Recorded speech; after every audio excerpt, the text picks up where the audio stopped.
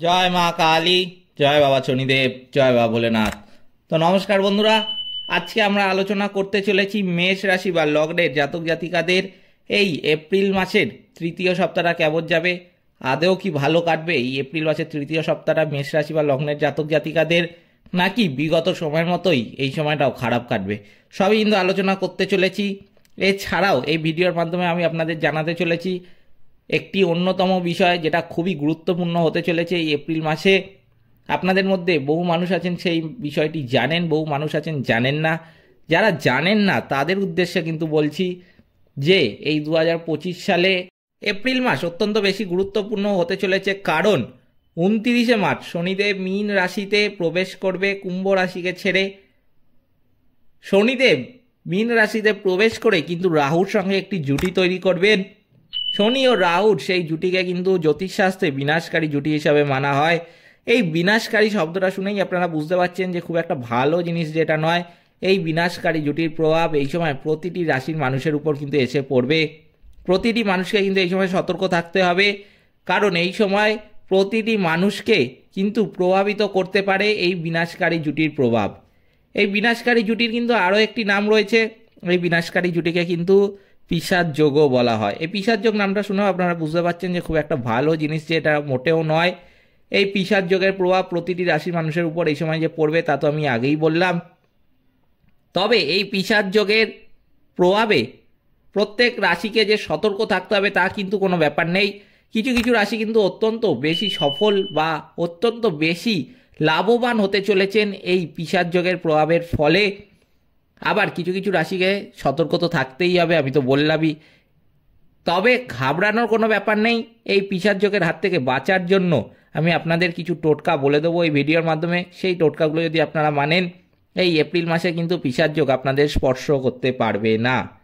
কি কি সেই টোটকা সবই আলোচনা করতে চলেছি আজকের এই ভিডিওর মাধ্যমে। এছাড়াও এই ভিডিওর মাধ্যমে আমি আপনাদের জানাতে চলেছি মেষ রাশি বা লগ্নের জাতক জাতিকাদের জীবন থেকে নেগেটিভিটি দূর করার কিছু টোটকা। সেই টোটকাগুলো যদি মেষ রাশি বা লগ্নের জাতক জাতিকারা মানেন, তাহলে কিন্তু আমি বলবো মেষ রাশি বা লগ্নের জাতক জাতিকাদের জীবন থেকে বহু নেগেটিভিটি কেটে যাবে এবং 1 মাস পর কিন্তু তাদের জীবন সম্পূর্ণ রকমভাবে বদলে যাবে। জীবনের ফলগুলো, শুভ ফলগুলো, সেগুলো কিন্তু তারা দ্রুত লক্ষ্য করতে পারবেন। সবই কিন্তু আলোচনা করতে চলেছি আজকের এই ভিডিওর মাধ্যমে। তাই জন্য এই মেষ রাশি বা লগ্নের জাতক জাতিকাদের জন্য এই ভিডিওটি অত্যন্ত বেশি গুরুত্বপূর্ণ কিন্তু হতে চলেছে। আপনাদের কাছে অনুরোধ করব ভিডিওটিতে অবশ্যই একটি লাইক, শেয়ার এবং চ্যানেলটিকে সাবস্ক্রাইব করে আমাদের পাশে দাঁড়াবেন এবং কমেন্ট বক্সে কিন্তু অবশ্যই জানাবেন জয় মা কালী। মা দক্ষিণা কালী কিন্তু আপনাদের সমস্ত বিপদ ও দুঃখের হাত থেকে রক্ষা করবেন। তো চলুন ভিডিওটিতে যাওয়া যাক। এই পিশাচ যোগের প্রভাব প্রতিটি রাশির মানুষের উপর কিন্তু এই সময় এসে পড়বে এপ্রিল মাসে, তাই অত্যন্ত বেশি সতর্ক থাকতে হবে। তবে আমি আপনাদের আগেই বললাম যে কিছু কিছু রাশি কিন্তু অত্যন্ত বেশি লাভবান হবেন এই প্রভাবের ফলে। তো এবার আপনাদের মনে যে প্রশ্নটা উঠছে যে মেষ রাশি বা লগ্নের জাতক জাতিকাদের তাহলে এপ্রিল মাসের তৃতীয় সপ্তাহটা কেমন কাটবে, তার উত্তরে কিন্তু আমি বলবো যে মেষ রাশি বা লগ্নের জাতক জাতিকাদের জন্য এই এপ্রিল মাসের তৃতীয় সপ্তাহ কিন্তু অত্যন্ত বেশি লাভদায়ক হতে চলেছে। অত্যন্ত ভালো ফল কিন্তু আপনারা পাবেন এপ্রিল মাসের তৃতীয় সপ্তাহে এই জুটির প্রভাবের ফলে। যেটা দেখা যাচ্ছে যে 12th হাউসে থাকার জন্য এই জুটির প্রভাব কিন্তু অত্যন্ত বেশি লাভদায়ক হবে মেষ রাশি বা লগ্নের জাতক জাতিকাদের ক্ষেত্রে। এর প্রভাবে বিদেশ যাত্রার সুযোগ কিন্তু আসতে দেখা যাবে এই রাশির বা লগ্নের জাতক জাতিকাদের। বিদেশে চাকরি পাওয়ারও কিন্তু সুযোগ আসতে পারে। ব্যবসার ক্ষেত্রে বলবো ভালো অর্থ লাভেরও কিন্তু সুযোগ আছে। স্বাস্থ্যও কিন্তু ভালোই থাকতে দেখা যাবে এই সময়। পুরানো কোনো স্বাস্থ্যক্ষেত্রের সমস্যা, যেই রোগে আপনি বহুদিন ধরে ভুগছিলেন, সেই রোগের আপনি সমাধান পাচ্ছিলেন না, রোগটা নিরাময় হচ্ছিল না, সেই রোগ কিন্তু এই সময় আপনার সেরে যাবে।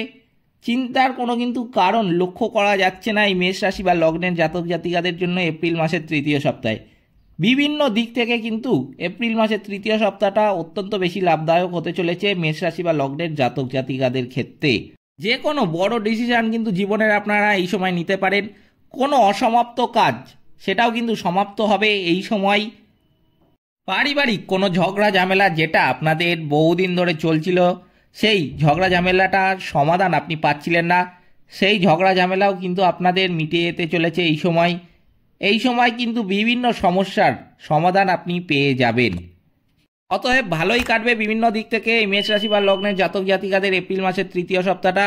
এরপরে আমি বলবো সেই সমস্ত মেষ রাশি বা লগ্নের জাতক জাতিকাদের জন্য কিছু টোটকা, যেই সমস্ত মেষ রাশি বা লগ্নের জাতক জাতিকাদের জীবনে নেগেটিভিটির পরিমাণটা অত্যন্ত বেশি, কোনো কাজ তাদের করতে ইচ্ছা করে না, জীবনে প্রতিনিয়তই তাদের সমস্যার সম্মুখীন হতে হয়, কোনো কাজ করতে ভালো লাগে না, কোনো কাজ করলেই তারা অসফল হয়, সফলতার হার তাদের জীবনে অত্যন্ত কম, শারীরিক মানসিক আর্থিক বৈবাহিক বিভিন্ন দিক থেকে তো সমস্যা লেগেই থাকে, সেই সমস্ত মেষ রাশি বা লগ্নের জাতক জাতিকাদের উদ্দেশ্যে আমি কিন্তু কিছু টোটকা বলে দিচ্ছি।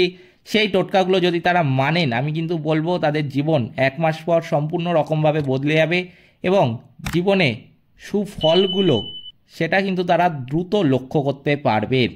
কি কি করতে হবে আমি এক এক করে বলছি, আপনারা মনেও রাখতে পারেন কিংবা লিখেও রাখতে পারেন।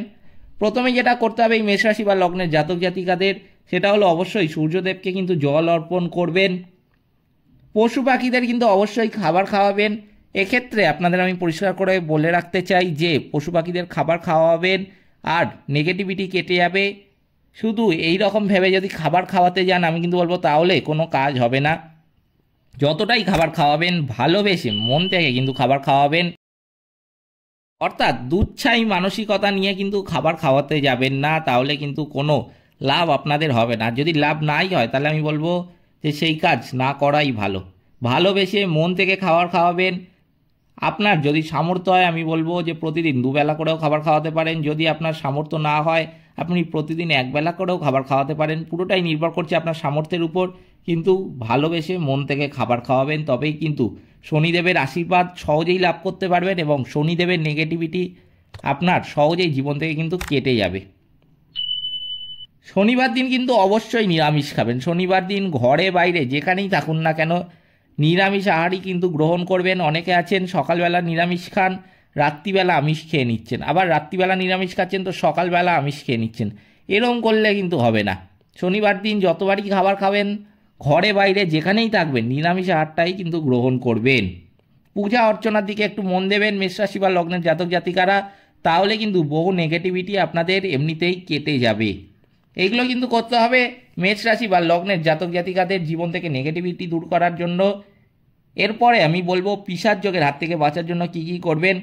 এক্ষেত্রে আমি বলে রাখতে চাই যে পিশাচ যোগের হাত থেকে বাঁচার যে টোটকাগুলো আমি আপনাদের এখন বলবো, সেগুলো যে শুধুমাত্র মেষ রাশি বা লগ্নের জাতক জাতিকারা মানতে পারে তার কিন্তু কোনো ব্যাপার নেই। যে কোনো রাশির মানুষ কিন্তু এই পিশাচ যোগের হাত থেকে বাঁচার টোটকাগুলো মানতে পারে। তাই জন্য আপনাদের বলবো অবশ্যই এই পিশাচ যোগের হাত থেকে বাঁচার টোটকাগুলো আপনার আশেপাশের বন্ধু বান্ধব আত্মীয় স্বজন কিংবা আপনার পরিচিত খুব কাছের লোক যাদের আপনি মঙ্গল কামনা করেন, যাদের আপনি ভালো চান, যাদের আপনি কষ্ট সহ্য করতে পারেন না, সেই সব মানুষদের সাথে কিন্তু অবশ্যই আমার এই পিশাচ যোগের হাত থেকে বাঁচার টোটকাগুলো শেয়ার করে দেবেন। হতে পারে সেই ব্যক্তিটি অন্য কোনো রাশি, তবুও আমি বললামই আপনাদের যে কোনো রাশির মানুষ কিন্তু এই পিশাচ যোগের হাত থেকে বাঁচার টোটকাগুলো মানতে পারে।